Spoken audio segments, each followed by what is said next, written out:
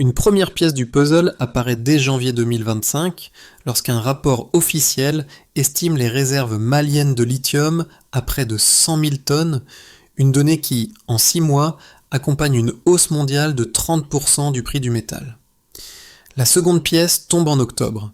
La fermeture des frontières, présentée comme une mesure défensive, s'inscrit en réalité dans un enchaînement cohérent qui redéfinit la souveraineté du pays. C'est depuis ce point précis que la trajectoire d'Ibrahim Traoré commence à prendre une dimension différente, non pas celle d'un dirigeant impulsif, mais celle d'un acteur lisant une dynamique régionale où chaque mouvement économique crée son propre contre-coup politique. Les mois précédents, ces décisions montrent une pression croissante sur les zones minières. Afflux de négociateurs étrangers, contrats proposés à huis clos, puis multiplication d'opérations de protection des intérêts économiques. Chaque cause génère un effet. L'intérêt accru pour les minerais essentiels entraîne l'arrivée de mercenaires. Cette arrivée provoque une réponse militaire, et cette réponse catalyse une prise de conscience nationale. Dans ce contexte, la fermeture des frontières n'est plus un geste isolé. Elle représente l'étape logique d'une chaîne où les ressources stratégiques attirent l'ingérence et où l'ingérence appelle un recentrage souverain. Le test du 15 octobre 2025 confirme ce schéma. L'affrontement avec un groupe de mercenaires, bien que limité dans sa durée, révèle le gouffre entre la perception extérieure et la réalité locale. Une armée numériquement inférieure, mais mieux adaptée tactiquement, parvient à repousser une incursion destinée à sécuriser des mines. Cette réaction militaire consolide l'idée que la pression occidentale n'est pas liée à la stabilité démocratique, mais au contrôle des richesses. Les conséquences immédiates se propagent rapidement. Réunion d'urgence à l'ONU, silence médiatique persistant, puis renforcement de la détermination malienne à préserver son sol. Ainsi, ce mini-reveal éclaire une réalité cachée. Chaque décision récente du Mali est le résultat direct d'un engrenage où ressources critiques, rivalités étrangères et souveraineté nationale avancent au même rythme. Deux trajectoires individuelles permettent de comprendre comment les premières conséquences des décisions maliennes se sont enracinées dans la vie réelle. La première vient d'un ingénieur local, recruté en urgence après l'annonce du fonds souverain. Son équipe, jusqu'ici marginalisée par les entreprises étrangères, se voit confier l'audit complet d'un site minier stratégique. Cette promotion n'a rien d'anecdotique. Elle signale un basculement où la compétence nationale cesse d'être un décor et devient l'outil central d'un contrôle économique assumé. À travers son expérience, on voit comment le recentrage souverain transforme la structure même du pouvoir technique. La seconde trajectoire suit un commandant déployé près des zones de lithium après l'attaque du 15 octobre. Sa mission n'est pas seulement défensive, il doit empêcher que les réseaux de mercenaires, déjà actifs à la frontière, ne réapparaissent sous forme d'opérations préventives. Dans les premiers jours, son unité intercepte plusieurs tentatives d'approche discrète, preuve que la pression étrangère n'a pas diminué malgré la fermeture des frontières. Ce cas montre la manière dont une décision politique se traduit, presque immédiatement, en vigilance militaire permanente.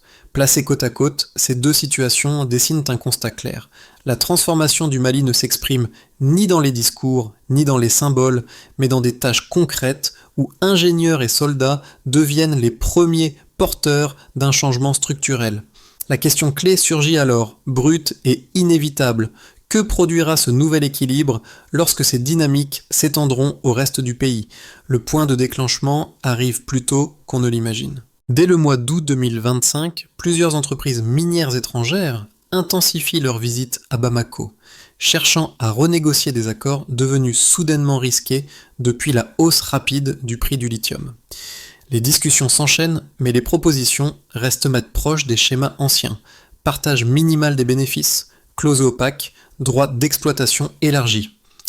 Lorsque le gouvernement rejette ces formules, la tension monte immédiatement. C'est là que se forme la première onde, un décalage net entre les attentes des acteurs extérieurs et la ligne souveraine désormais assumée.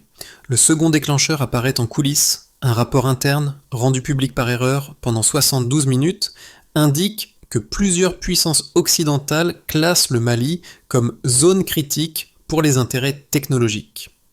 Ce court laps de temps suffit à révéler le nerf du conflit. La frontière fermée n'est plus interprétée comme une mesure défensive, mais comme un verrou empêchant la captation rapide de ressources stratégiques. Ibrahim Traoré, en choisissant de maintenir cette fermeture malgré les pressions diplomatiques, crée la rupture qui propulse tout le reste. Le passage au point culminant est brutal. L'incursion des mercenaires, le 15 octobre, n'est ni improvisée ni isolée. Elle s'inscrit dans une séquence où plusieurs groupes extérieurs testent la solidité du dispositif malien. L'attaque vise un corridor donnant accès à 2 mines majeures. Sur le terrain, l'armée malienne adopte une manœuvre asymétrique.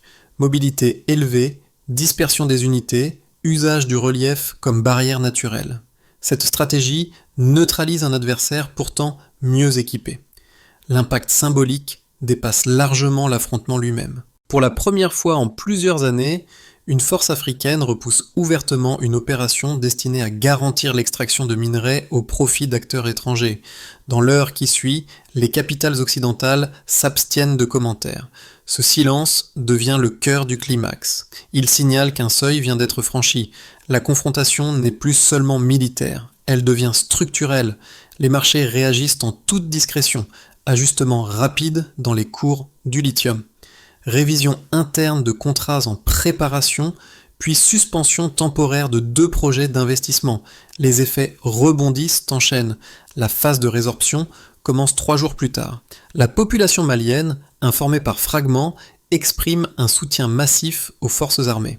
Dans les régions minières, les communautés locales organisent des groupes de vigilance pour empêcher de nouvelles incursions. Ce mouvement spontané n'est pas orchestré par l'État, mais il consolide la cohérence des décisions gouvernementales.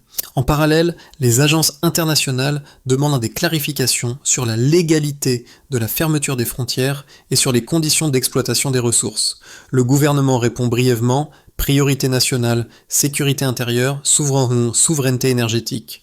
Aucun détail supplémentaire. Les semaines qui suivent montrent que la secousse continue de s'étendre. Les entreprises étrangères, désormais conscientes du changement de posture, révisent leur stratégie. Certaines cherchent à contourner les nouvelles taxes, d'autres envisagent de se retirer, d'autres encore tentent une approche diplomatique plus prudente. Le Mali, en retour, accélère son recentrage interne, développement du fonds souverain, formation locale, audit des permis miniers. Ce flux d'actions successives compose une réalité simple. Dès que les principes souverains se durcissent, les événements se réorganisent autour d'eux. Et dans ce nouvel ordre, chaque tentative extérieure crée davantage de résistance que de pression. Entre janvier et juillet 2025, un glissement décisif apparaît. Les réserves estimées de lithium passent de près de 100 000 tonnes à une perspective de croissance continue. Un delta qui reconfigure immédiatement la perception du Mali sur les marchés stratégiques. Ce type d'écart, apparemment technique, modifie la manière dont les puissances extérieures évaluent les risques et les marges d'ingérence possibles. Le premier indicateur massif concerne justement cette estimation nationale. Lorsque le ministère malien des Mines publie son étude en début d'année, les analystes internationaux réagissent discrètement mais rapidement. Une ressource de cette ampleur modifie la cartographie énergétique mondiale. 100 000 tonnes, même si ce n'est qu'une projection évolutive, représente un actif critique dans la chaîne de production des batteries. Cette donnée, traduite en puissance géopolitique, signale qu'une nation jusqu'alors périphérique devient un centre de gravité énergétique. La conséquence implicite est simple. Plus la ressource devient stratégique, plus la pression extérieure s'intensifie. Le second indicateur, lui, provient directement des marchés mondiaux. En 6 mois, le prix du lithium enregistre une augmentation d'environ 30%, un bond qui reflète la compétition féroce entre industriels et gouvernements pour garantir l'accès aux minerais clés. Chaque hausse de ce type se transforme en incitation économique. Elle pousse les entreprises étrangères à accélérer leurs démarches, à multiplier les négociations et, dans les cas extrêmes, à soutenir des opérations dites préventives. 10% d'incertitudes financières suffisent parfois à déclencher une intervention politique déguisée. Ici, avec 30%, la mécanique devient prévisible. Le troisième indicateur vient de la réaction interne. L'instauration en avril 2025 d'une taxe exceptionnelle de 20% sur les profits des sociétés opérant dans les mines. Bien que présentée comme un mécanisme de redistribution, cette mesure constitue surtout un test, déterminer si les acteurs internationaux accepte un cadre où le Mali capte une part plus large des bénéfices générés sur son propre territoire. La logique de cette taxe est structurante. En augmentant la participation nationale, elle réduit la dépendance au financement extérieur et crée pour la première fois une marge de manœuvre budgétaire souveraine. Pris ensemble, ces trois repères chiffrés dessinent une trajectoire nette. Les ressources s'accumulent, les prix grimpent, la réglementation se durcit. Ce n'est pas un hasard si ces lignes convergent exactement sur la même période que la fermeture des frontières. La décision, souvent jugée excessive par les observateurs étrangers, s'inscrit en réalité dans une réaction proportionnelle aux signaux économiques. Lorsque la valeur d'un minerai essentiel explose, la fenêtre d'ingérence extérieure s'élargit. Lorsque l'État verrouille l'accès, la marge opérationnelle des acteurs externes se réduit. Les chiffres expliquent aussi la dynamique interne. Les soutiens nationaux augmentent parce que les données se transforment en perspectives concrètes. Emplois créés, investissements redirigés, fonds souverains lancés. Le lien entre extraction et souveraineté devient visible, mesurable, presque mécanique. À mesure que les données s'alignent, la prise de contrôle interne apparaît moins comme un geste idéologique que comme une stratégie rationnelle pour éviter que les gains énergétiques du futur ne quittent le territoire avant même d'être exploités. La révélation de P5 trouve ici sa matrice explicative. Dans un pays où 3 chiffres suffisent à redistribuer le pouvoir, les tensions ne relèvent plus du symbolique, mais d'une bataille mathématique. 2 positions s'affrontent désormais avec une intensité rarement assumée publiquement. La première, défendue par plusieurs analystes africains, affirme que la fermeture des frontières et le durcissement du contrôle minier constituent un passage obligé pour briser un cycle d'exploitation répété depuis des décennies. Selon eux, sans ce verrou, les multinationales, soutenues par des puissances extérieures, auraient continué à absorber l'essentiel des bénéfices, réduisant le Mali au rôle de simple fournisseur de matières premières sans pouvoir décisionnel. Cette lecture considère que la souveraineté réelle commence là où s'arrête la dépendance économique et que la réorganisation interne observée depuis 2025 en est la preuve tangible. La seconde position, portée par une partie de l'opposition et relayée par quelques observateurs internationaux, avance l'argument inverse. L'isolement risquerait d'étouffer le pays. Selon eux, la fermeture limite l'accès au marché, fragilise les partenariats stratégiques et menace l'aide extérieure indispensable à la modernisation des infrastructures. Ils soutiennent qu'une politique de négociation flexible aurait permis de conserver les avantages économiques tout en évitant l'escalade diplomatique. À leurs yeux, le risque majeur ne vient pas de l'ingérence, mais de l'asphyxie progressive d'un pays qui se coupe de ses interlocuteurs. La réponse à ce duel conceptuel repose pourtant sur des éléments concrets issus des mois précédents. Les données économiques montrent que, malgré la fermeture, le taux de chômage a chuté d'environ 10% au premier semestre 2025. Parallèlement, les formations professionnelles lancées dans le secteur minier commencent à réduire la dépendance aux experts étrangers, un indicateur directement lié au renforcement des capacités internes. Ces deux résultats, visibles et mesurables, contrecarrent l'idée d'un effondrement immédiat dû à l'isolement. En posant ces faits au centre du débat, une conclusion s'impose.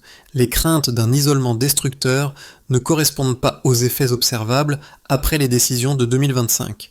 Elles traduisent surtout une inquiétude face à la perte d'influence des acteurs externes. Le Mali ne s'est pas retiré du monde, il a redéfini la manière dont il y participe. Une bascule nette apparaît soudain. Elle intervient lorsque les premiers effets combinés de la taxe de 20%, de la fermeture des frontières et du recentrage des permis miniers convergent dans une même semaine, révélant une rupture que ni les entreprises étrangères ni les observateurs diplomatiques n'avaient anticipée. Les négociations s'arrêtent, plusieurs acteurs suspendent leurs offres et les marchés comprennent que la logique souveraine n'est plus une posture, mais un cadre irréversible. C'est à ce moment précis qu'Ibrahim Traoré adopte une position plus offensive, non pas par provocation, mais parce que le rapport de force vient de changer. Celui qui contrôle les ressources contrôle désormais le tempo. Un nouvel angle apparaît alors discret mais décisif. La réorganisation interne commence à produire un effet d'entraînement. Les équipes locales prennent la main sur les audits, la cartographie des réserves s'affine, et les zones de production se sécurisent plus vite que prévu. Cette consolidation silencieuse altère l'équilibre régional. Là où certains attendaient un effondrement, c'est un recentrage méthodique qui prend forme, et son expansion ouvre un champ d'incertitude majeure pour les puissances extérieures. Les conséquences concrètes des décisions prises en 2025 s'organisent désormais selon 4 axes distincts, chacun révélant comment la souveraineté minière redéfinit l'équilibre du pays et son environnement régional. Ce ne sont plus des réactions symboliques, mais des effets mesurables qui façonnent durablement la trajectoire malienne.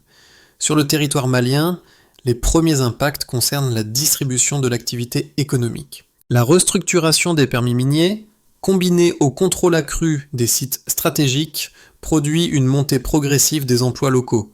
Les programmes de formation lancés après la création du fonds souverain renforcent cette transition en multipliant les profils techniques capables de remplacer les experts étrangers. Parallèlement, les communautés proches des zones d'extraction bénéficient d'investissements plus ciblés, notamment en infrastructures de transport et en accès à l'électricité. Cette évolution crée un cycle positif, augmentation des revenus locaux, consolidation de la participation citoyenne et perception plus claire du lien entre ressources nationales et avenir collectif.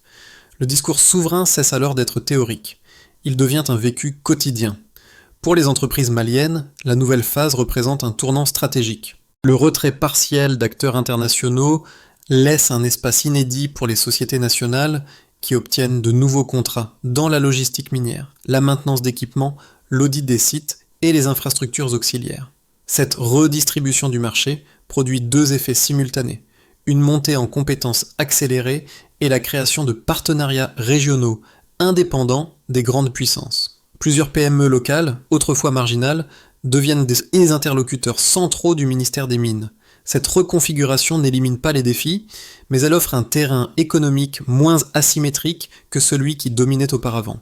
Pour la population, les changements apparaissent à travers une dynamique de confiance qui s'installe progressivement. Les fermetures de frontières, d'abord perçues comme un risque, se transforment en un symbole d'autoprotection. Les Maliens observent que les intrusions étrangères sont désormais détectées et repoussées plus efficacement, résultat direct de la coordination accrue entre armée et civile. Cette sécurité renforcée influence aussi l'économie de proximité, les marchés locaux se stabilisent, l'activité agricole s'intensifie près des zones minières et les migrations internes diminuant dans certains districts. La figure d'Ibrahim Traoré, dans ce contexte, n'agit pas comme un simple dirigeant, mais comme l'incarnation d'un changement structurel visible dans la vie de tous les jours. Dans l'espace ouest africain, les répercussions prennent une ampleur plus large. Les voisins observent de près l'évolution malienne et commencent à réviser leur propre cadre d'exploitation, certains envisageant des taxes similaires pour capter davantage de valeur ajoutée. Cette démarche s'accompagne d'un intérêt croissant pour une coordination plus serrée sur les ressources stratégiques, en particulier entre les pays du Sahel, confrontés aux mêmes pressions géopolitiques. Le repositionnement du Mali crée un précédent. Il montre qu'un État peut modifier la dynamique régionale en reprenant le contrôle d'un secteur clé, même sous contrainte extérieure. Mis ensemble, ces 4 cercles d'impact composent une réalité nouvelle. La souveraineté énergétique n'est plus une utopie, mais un ensemble de mécanismes structurels qui, une fois enclenchés, produisent des effets tangibles à chaque échelle du pays et de son environnement. Les 6 à 12 prochains mois ouvrent une zone d'incertitude maîtrisable, structurée autour de 3 trajectoires distinctes qui découlent directement des choix opérés depuis 2025. Ces scénarios ne reposent ni sur la spéculation ni sur l'anticipation abstraite, mais sur la continuité logique des mécanismes déjà observés. Recentrage minier, consolidation interne et repositionnement diplomatique. Scénario de base, consolidation souveraine. Dans cette configuration, la dynamique actuelle se poursuit au même rythme. Le fonds souverain continue d'absorber une partie des revenus miniers, les emplois techniques se multiplient, et les programmes de formation s'étendent aux régions périphériques. Les entreprises étrangères, bien qu'encore présentes, opèrent dans un cadre strict où les marges bénéficiaires s'ajustent aux priorités nationales. Le principal défi réside alors dans la gestion interne éviter que les tensions liées à la répartition des bénéfices ne ralentissent l'élan économique. Ce scénario assure une stabilité robuste, mais demande une discipline institutionnelle constante. Scénario optimiste, ancrage régional élargi. Ici, l'exemple malien inspire un bloc économique en formation, articulé autour de pays partageant les mêmes pressions géopolitiques. Les accords commerciaux se renégocient sur une base plus équilibrée. Les infrastructures régionales s'améliorent et les investissements s'orientent vers des projets conjoints. Les entreprises nationales accèdent à un marché élargi et la montée en compétences techniques dépasse les frontières du Mali. Ce scénario maximise les gains à long terme, mais il exige une coordination politique soutenue et une volonté collective d'éviter la fragmentation. Scénario pessimiste, étouffement externe. Dans cette voie, les sanctions économiques se durcissent, réduisant l'accès du pays aux circuits d'exportation. Les prix des biens essentiels augmentent, certains projets miniers ralentissent et les partenaires financiers se retirent progressivement. La pression sociale pourrait alors monter, entraînant un risque de crispation interne. Toutefois, même dans ce scénario, les ressources demeurent un levier. La demande mondiale continue d'augmenter, créant une fenêtre de négociation que les acteurs hostiles ne peuvent ignorer. À travers ces trois issues, une même logique domine. La souveraineté n'est pas un état fixe, mais un mouvement stratégique qui se renforce ou s'érode en fonction des choix quotidiens. La clé réside moins dans la prédiction que dans la capacité à maintenir un cadre où chaque décision sert de garde-fou contre les forces extérieures. Pour comprendre ce que ces évolutions signifient réellement pour le public, il faut changer d'échelle et examiner l'impact à travers trois regards distincts. Chacun révèle une partie du sens profond de la trajectoire malienne, non pas comme un récit lointain, mais comme un ensemble de signaux qui touchent directement ceux qui observent, analysent ou cherchent à s'orienter dans un monde où l'énergie redéfinit les rapports de force. Lance A, le spectateur informé. Ce premier groupe voit dans les décisions de 2025 une correction structurelle rarement assumée par un État émergent. La fermeture des frontières, la taxe exceptionnelle et la montée en compétences locales forment un triptyque lisible, reprendre le contrôle du levier énergétique avant qu'il ne se transforme en vulnérabilité géopolitique. Pour eux, la cohérence de ces mesures dépasse le débat idéologique. Elle offre un cas d'étude sur la manière dont un pays redéfinit ses priorités en temps réel. Lance B, le lecteur sceptique. D'autres observent les événements avec prudence. Ils reconnaissent l'ambition, mais redoutent les risques d'isolement, la fragilisation de certains secteurs ou la possibilité d'une réponse coercitive des puissances extérieures. Pour ce public, la question centrale n'est pas de savoir si le Mali gagne en souveraineté, mais s'il peut conserver cette position sans compromettre son accès aux réseaux économiques essentiels. Lance C, le citoyen engagé.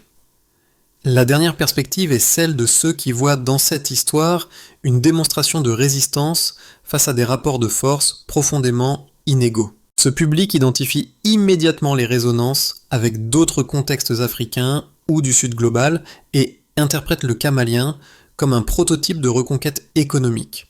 Leur réaction n'est pas analytique mais mobilisatrice. Si un pays parvient à briser un cycle d'exploitation, alors d'autres peuvent suivre. Ces trois regards convergent sur un point. Ce moment n'est pas anecdotique. Il reconfigure la manière dont on perçoit la souveraineté, l'accès aux ressources et la capacité des nations à reprendre la main dans un jeu mondial souvent verrouillé. La phase qui s'ouvre exige une méthode. Pas un discours, mais une structure capable de transformer l'élan actuel en résultats mesurables. Sous l'effet cumulé des décisions prises depuis 2025, un cadre d'action clair se dessine. Et pour qu'il tienne, il faut un séquençage précis, où chaque acteur connaît son rôle et chaque étape produit des indicateurs vérifiables. L'approche promue par Ibrahim Traoré prend justement cette direction. Recentrer, mesurer, corriger. Étape 1. Renforcer les capacités locales. Le ministère des Mines doit déployer des formations techniques dans les districts proches des sites stratégiques. Le calendrier est trimestriel. Le succès se mesure au nombre de postes occupés par des techniciens nationaux à la place des experts étrangers. Étape 2. Stabiliser la gouvernance minière. Une cellule d'audit indépendante, rattachée au fonds souverain, doit établir un cadastre révisé des permis. La mise à jour est semestrielle. L'indicateur principal, réduction des zones d'exploitation sous contrôle étranger non régulé. Étape 3, sécuriser les infrastructures critiques. L'armée et la gendarmerie coordonnent des patrouilles mixtes autour des corridors de lithium. Fréquence hebdomadaire. Résultat attendu, diminution documentée des incursions externes et des tentatives de contournement.